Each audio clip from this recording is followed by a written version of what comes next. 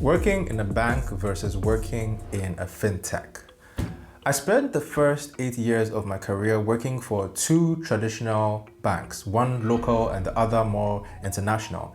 And in the last year, I've been working for a large fintech startup. Now, a lot of people have asked me what the experience has been like, how different the two institutions are, and what considerations they may need to make if they want to take that career jump. So in this video, I will compare and contrast the two experiences and working environments as objectively as I possibly can without throwing too much shade or overpraising either way. So I will highlight the skills that transition well between the two, certain pros and cons that you need to be aware of, and considering that this is entirely based on my experience and opinions, you know there will surely be some funny stories. Now, I'll try and make this as relatable as possible. So even if you work for any type of traditional institution and are considering transition into a more tech-oriented company, this should also apply to you.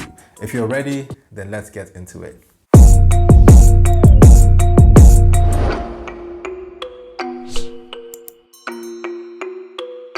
Hello friend, welcome back. My name is Jeremy, and on this channel, I share insights on digital strategy, agile transformation, and personal development.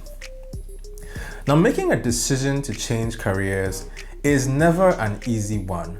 After almost a decade in banking, I decided that my core area of interest was that intersection between business and technology. So I decided to make the jump into the fintech world when the opportunity came. Now, for those of you who may not be familiar with the term fintech, it's simply a name coined by the bringing together of the words finance and technology. It represents a rising industry of new companies that are leveraging technology to offer a better and more improved customer experience. Now, I have a full video that explains fintech in depth, so you can watch that if you really want to know more. Now, starting with the first major difference I noticed after making the transition, which was the culture. Now, obviously, the bank has more of a formal construct with lots of bureaucracy and hierarchy.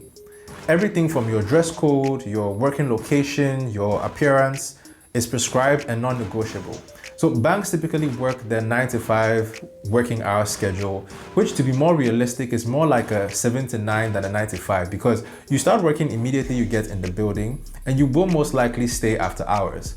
Now, the fintech culture is much more flexible in terms of things like the dress code, remote working, and in my experience, there is a bit more focus on a work-life balance. Now, not to say that it doesn't exist in the bank, but you hardly find traditional banks offering office massages and yoga sessions.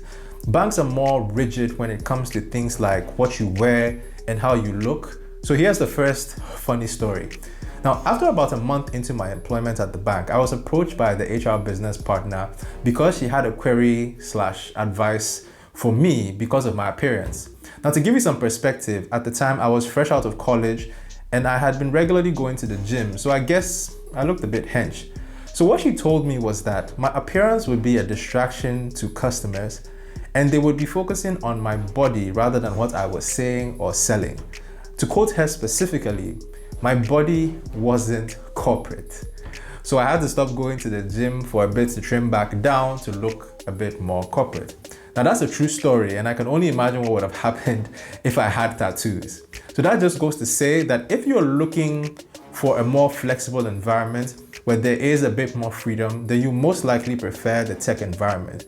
But if you also have a preference for the more structured and formal construct, then traditional banks would be ideal. Just remember to make sure that your body is corporate. Now, the next thing that I would say is significantly different from a bank and a fintech is the business focus. Now, there is a quote that I picked up from my role model where he says, "You either build a business for millionaires or you build a business for millions of people."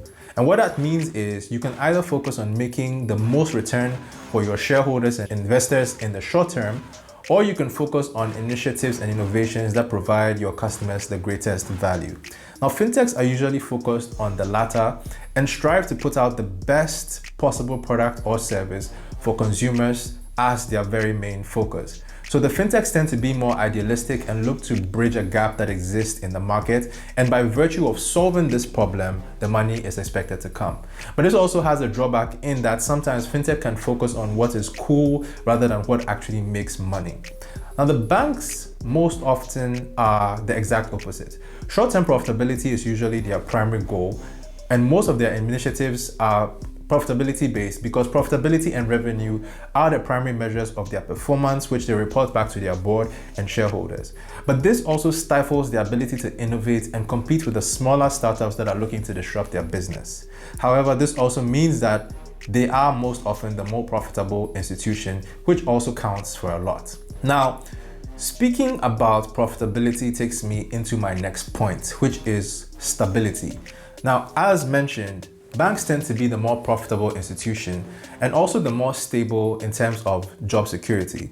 Now, banks most often have their core business structure already figured out and are less likely to pivot and change directions, which make them more of a going concern in the long term. Now, traditional banks have been in existence for years, which is why you find people spending their entire careers in the bank and retiring there. Now, that actually leads me to my next funny story. Again, when I first joined the bank, I was told we were to refer to each other on a first name basis, which is what I did. But I realized that there was a particular lady who never responded whenever I called her by name. It confused me for a while till I spoke to my boss about it, and then he clarified that some people find it disrespectful when you're younger and refer to them by their first names, so everyone refers to her as Auntie to show respect. And she actually wasn't the only one, there were quite a few others like her. So you should bear that in mind as well, so you don't inadvertently anger Auntie Jane or Oga Stephen. Now, fintechs can be quite volatile because most of them are still in their nascent and early stages. And they're still experimenting on which kind of structures work or not. Now, because of this, a fintech can abruptly shut down an entire department or pull out of a country or territory because of a change in strategy. So if you're the type of person who would prefer a more stable and predictable environment, then the banks would be it for you. However, the financial crisis of 2008 as well as the 2020 pandemic is evidence enough that stability is not really a given anywhere. Now, the next point would be when it comes to the scope of work and the skills required. Banks usually have a broader offering of services and products. The banks have been financial service intermediaries for centuries, so they already have established departments. Fintechs, on the other hand, tend to specialize in just one product offering or service, which is what they innovate around to improve and repackage for the consumer.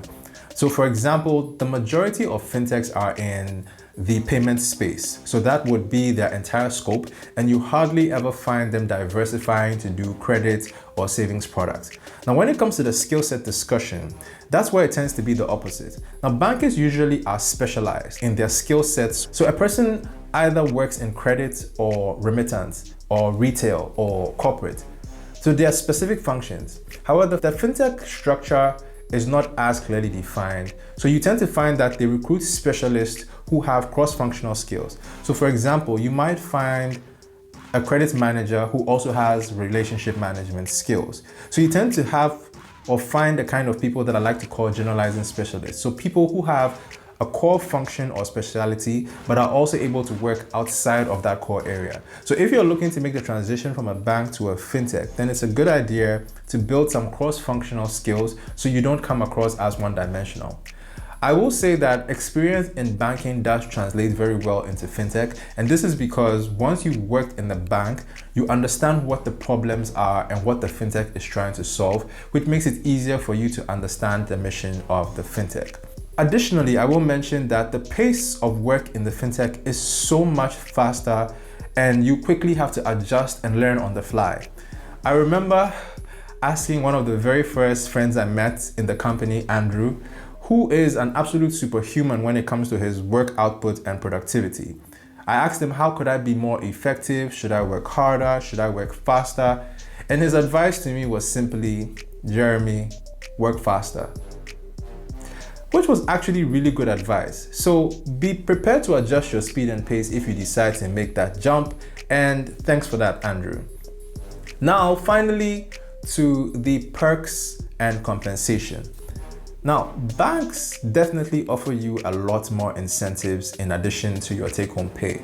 Perks such as rent allowance, clothing allowance, fuel, medical, and preferential rates on loans, which is the primary competing incentives that banks offer. However, it's also a mechanism to keep you working there, because as soon as you decide to move on, those rates become commercial and they can jump from anywhere from 4% to 25%, even 30% if you're in Ghana. So unless you're jumping ship to another bank, it's good to bear that in mind.